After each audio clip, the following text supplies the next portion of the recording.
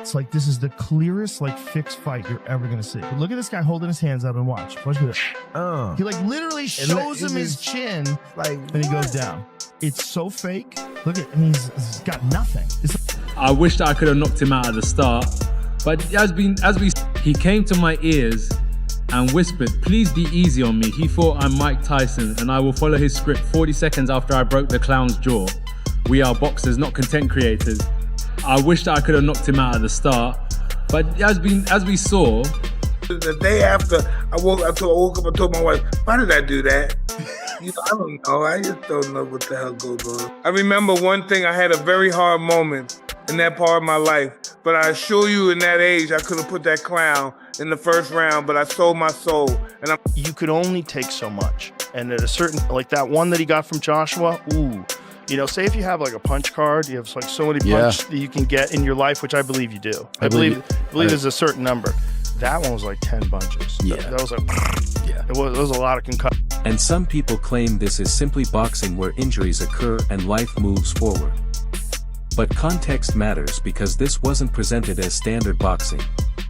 It was sold as legitimacy without truly earning it. And when promotion outruns reality, someone always pays the price. And in this situation, the cost was paid in broken bones, metal, and long-term consequences that no one wants to openly accept. So big. He's so big. He's so much bigger. So of course, like his punch that he knocks Tyron Woodley out cold with, Joshua just eats it. Yeah. Because he's a giant. Yeah. He's a fucking giant man. So big, dude. I don't believe Jake Paul is evil. I believe he is a product, and products are pushed until they crack. And once they crack, blame shifts from creator to user to environment to luck. Even though luck doesn't schedule fights, people do, and choices always bring consequences. Whether anyone chooses to accept them later or not, a chilling effect is coming because fighters will hesitate. Commissions will question, insurers will tighten, and when easy money disappears, loyalty fades, and praise turns into distance.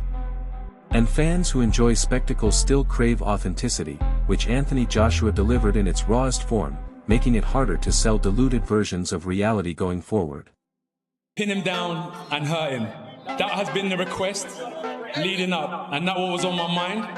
It took a bit longer than expected, but the right hand finally found it. Then came the rumors. Days after the fight, allegations began circulating that Jake Paul had attempted to bribe Anthony. Then came the rumors. Days after the fight, claims started spreading that Jake Paul had tried to bribe Anthony Joshua before the match. I keep replaying that Anthony Joshua knockout in my mind. And every time it repeats, it looks worse. Because this was never just Jake Paul getting injured, but a business model colliding with real violence in front of millions. And when that happens, promoters, executives, and partners don't rush toward truth. They rush toward leverage, protection, silence, and damage control. And you can feel that tension in every carefully shaped statement and every unanswered question floating around right now. Jake Paul did not build a traditional boxing career. He created a controlled environment where variables were managed, opponents were chosen, narratives softened, and risks negotiated, and those systems only work as long as everyone agrees to play their role. Which is why the moment Anthony Joshua refused to cooperate and fought him like a true heavyweight, the entire illusion collapsed instantly and panic replaced confidence. Me like sparring. Yeah. When I watched it, which, you know, look, I paid for it. They got me. I thought it was going to be a real fight, but I'm not mad. $1 million on. That's the problem. Yeah. That's why, look, maybe it was a real fight. Maybe that's just the level that they both fight at. But, you know, it seemed a little sus. You know, people keep calling it bravery. And yes, stepping into a ring with Anthony Joshua requires courage. But bravery without wisdom becomes liability. And liability is something networks insure against while fighters absorb the damage. And that is why this whole situation feels wrong, because someone approved this matchup, fully aware of the gap, the danger, and the expected outcome. And approval always equals responsibility, even when no one wants to claim it. What makes this unsettling is not just the injury, but the precedent. Because once an influencer brand is allowed to test itself against elite heavyweight power, you can no longer pretend the ceiling is unknown. And every future crossover fight now exists under the shadow of Anthony Joshua's right hand, which removed promoters' plausible deniability in one violent, unforgettable moment. I never felt it was anything other than entertainment. I'm not surprised that Anthony Joshua could have knocked Jake Paul out anytime he wanted to. He didn't want to. So why didn't he? Because, well, when you're on a platform like Netflix that turns one-part episodes into a 6-part series, why would you think that part of their entertainment model is to have a 30-second fight? Why? You watch a Netflix series, you can watch it and you can go, well, I get the gist of it. Why have you got to turn it into 10 episodes?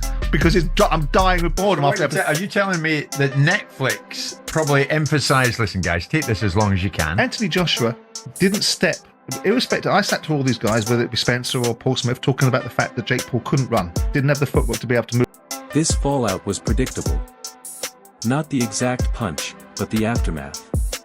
Because boxing history is filled with moments where entertainment crossed common sense and paid for it.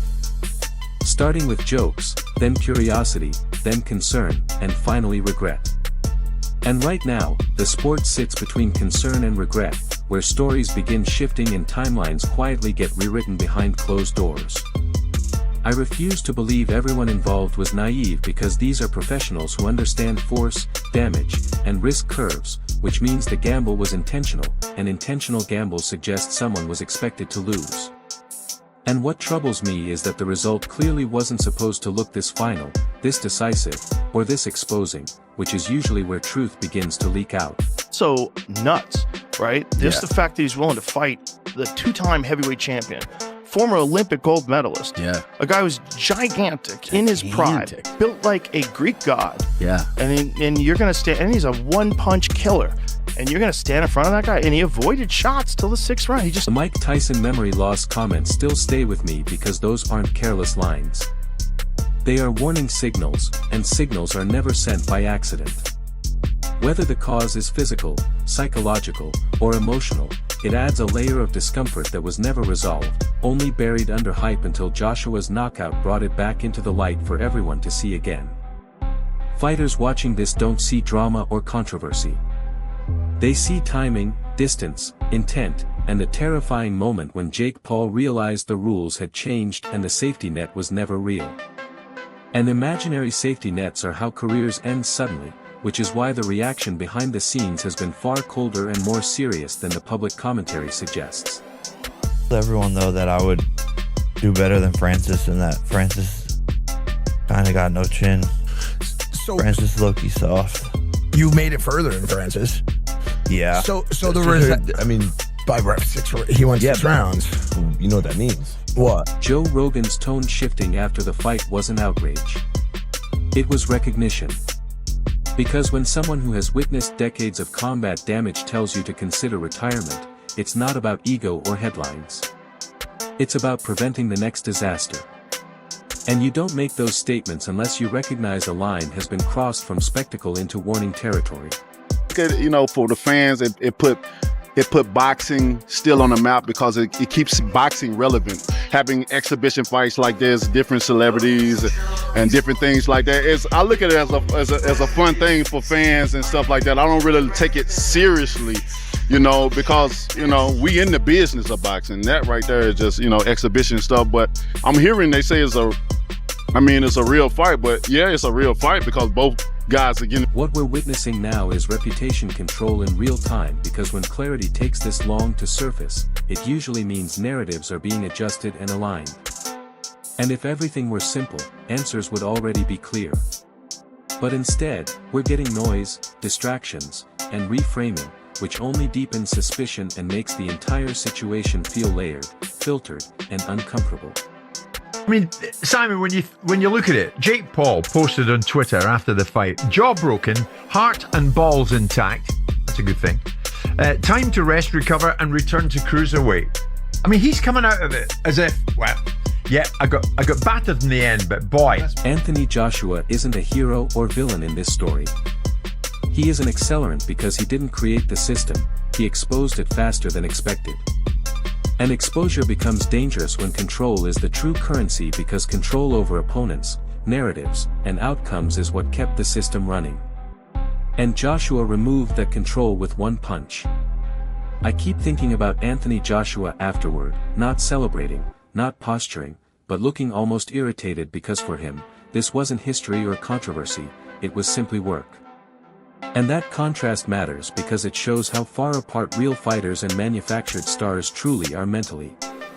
And once that gap becomes visible, it cannot be unseen by fans, promoters, or commissions.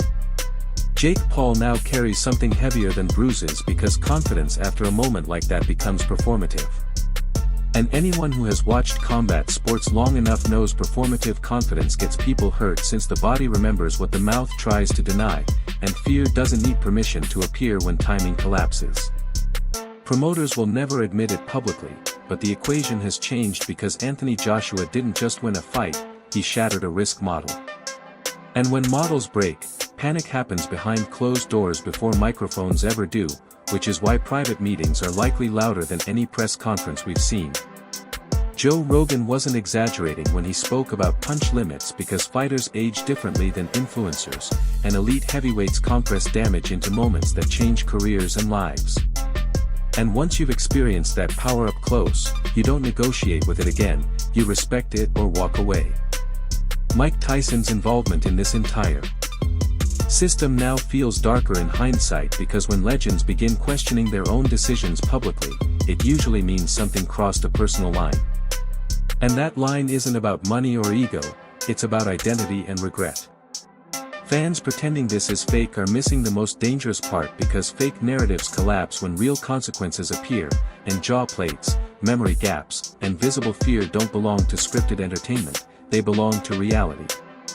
Anthony Joshua didn't humiliate Jake Paul, he educated him, and education in boxing is brutal because it comes without protection. And when lessons arrive that fast, they leave no room for adjustment or narrative control. The commissions observing this are not emotional, but they are territorial, and embarrassment pushes regulation faster than tragedy because no one wants their name tied to the next irreversible headline. Influencer boxing doesn't collapse from one defeat, it collapses from losing credibility. And that loss accelerates when results stop being controlled and start being dictated by physics rather than agreements. Jake Paul's team must now choose between rebuilding illusion or accepting limits, and both choices carry risk because illusion risks repetition while honesty risks revenue, and neither restores innocence.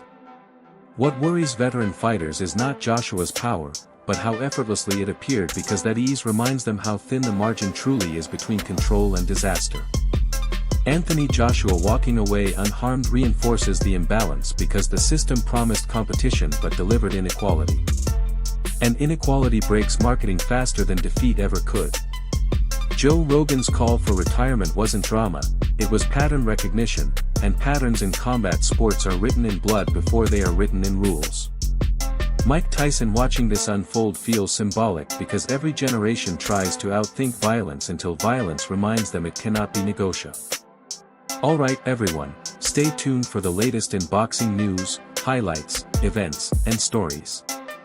Subscribe to Legacy Round and turn on notifications so you never miss an update. Be sure to watch our other videos too. Until next time, take care and stay safe.